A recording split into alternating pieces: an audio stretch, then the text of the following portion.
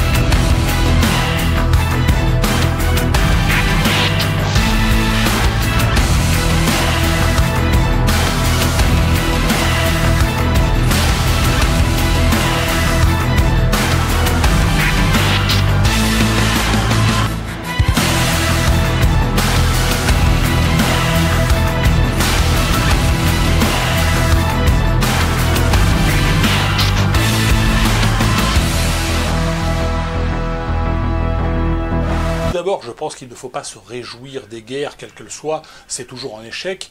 Et quand on regarde un petit peu l'histoire, on voit qu'à l'issue de la Seconde Guerre mondiale, le grand vainqueur sont les États-Unis d'Amérique. Mais qu'ont-ils fait de cette victoire? Cette victoire a fait finalement de l'Amérique le gendarme du monde. Est-il dans l'intérêt aujourd'hui du peuple américain de dépenser 800 milliards de dollars par an pour sa défense nationale, et demain probablement 1000 milliards de dollars par an avec Donald Trump? C'est en tout cas ce qu'il a promis. Mais même si c'est Kamala Harris, de toute façon, les budgets militaires ne cessent d'augmenter aux États-Unis. Est-ce que c'est dans l'intérêt du peuple américain?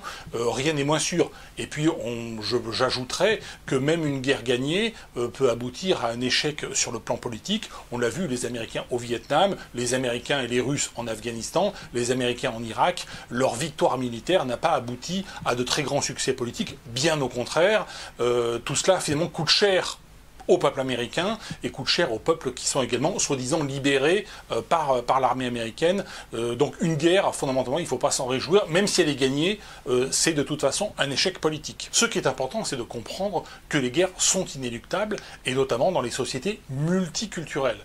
Alors on l'a vu en Bosnie-Herzégovine, on le voit au Liban, on l'a vu en Ukraine, une société multiculturelle avec des Ukrainiens russophones, des Ukrainiens ukrainophones, et ça aboutit effectivement à la guerre meurtrière que l'on voit.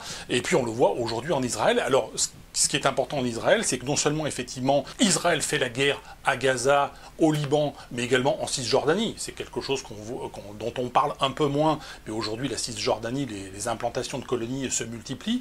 Mais la société israélienne elle-même est une société multiculturelle, donc elle porte en elle effectivement une certaine violence. Vous avez 20% de la population israélienne qui est arabe israélienne, et musulmane, à peu près 20% de la société qui est orthodoxe, très religieuse, voire ultra-orthodoxe, et puis le reste qui est une société sécularisée. Donc c'est une société effectivement multiculturelle, d'autant plus que même dans la population juive israélienne, elle se divise entre juifs yéménites, juifs séfarades, juifs ashkénazes, juifs qui viennent d'Europe, juifs qui viennent de pays arabes. Donc c'est une société qui est profondément multiculturelle, et qui quelque part, à travers ces guerres extérieures que sont effectivement la conquête de la Cisjordanie, les guerres à Gaza, les guerres au Liban, c'est une façon d'extérioriser, d'externaliser ses propres tensions et ses propres conflits internes. Je ne sais pas comment, à long terme, la société israélienne peut survivre, et peut-être qu'elle y parviendra, peut-être qu'ils vont parvenir à trouver effectivement une certaine homogénéisation avec le temps, peut-être dans 20 ans, dans 30 ans, dans 50 ans, ça je n'en sais rien.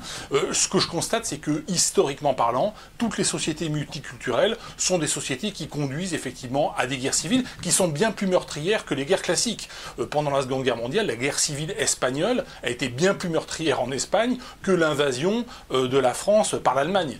C'est un constat tout simple. Regardez la guerre civile aujourd'hui, même en Irak ou en Syrie, elle a été bien plus meurtrière que l'invasion de l'Irak par les troupes anglo-américaines.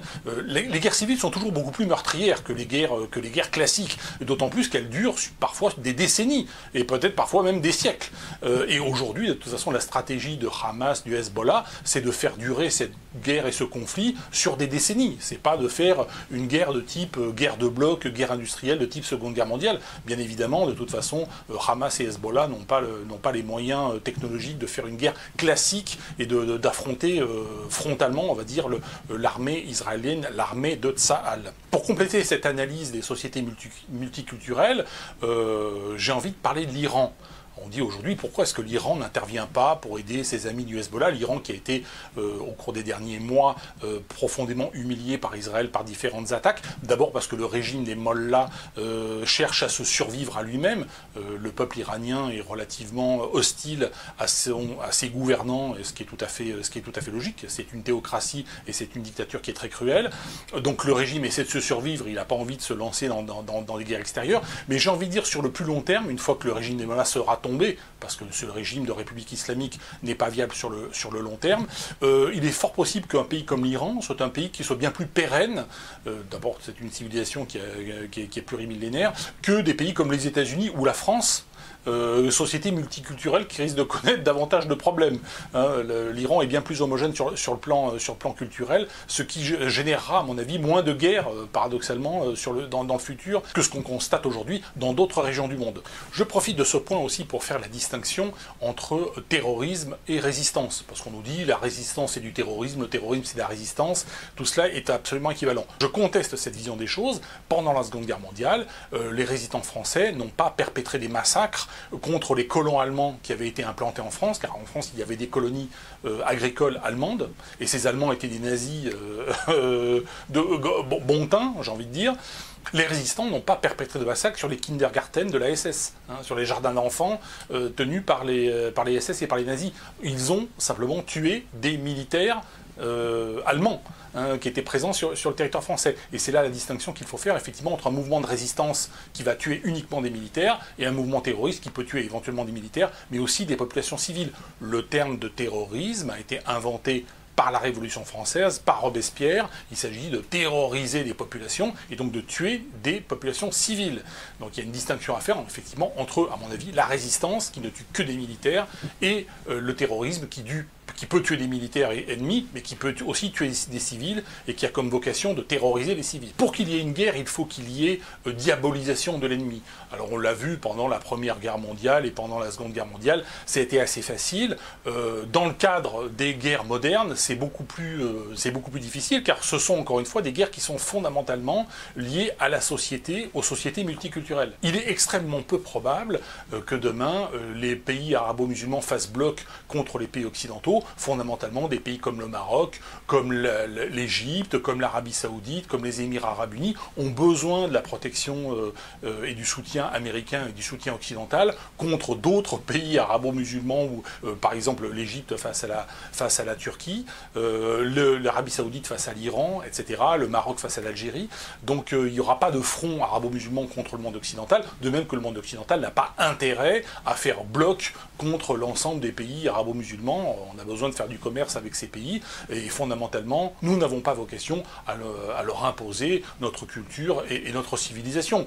Cette vision coloniale, un petit peu 19e siècle, voire antérieure, est complètement dépassée. Et en tout cas, ce n'est pas la vision américaine, puisque les États-Unis sont une ancienne colonie qui s'est détachée de la Grande-Bretagne et qui a toujours combattu le colonialisme occidental qui a eu cours, on va dire, jusque dans les années 60 du XXe siècle. Je terminerai ce point sur les déclarations qui ont été faites il y a quelques années par Gérard Collomb, qui était ministre de l'Intérieur de François Hollande, socialiste, maire de Lyon, et par François Hollande lui-même, qui a annoncé qu'en France, le pays était au bord de la guerre civile, puisqu'il subissait une invasion migratoire Pour moi, effectivement, la solution à cette invasion migratoire, c'est non pas la guerre civile, mais la remigration, qui est certainement une solution infiniment plus humaniste et plus humaine que la guerre civile, que François Hollande et M.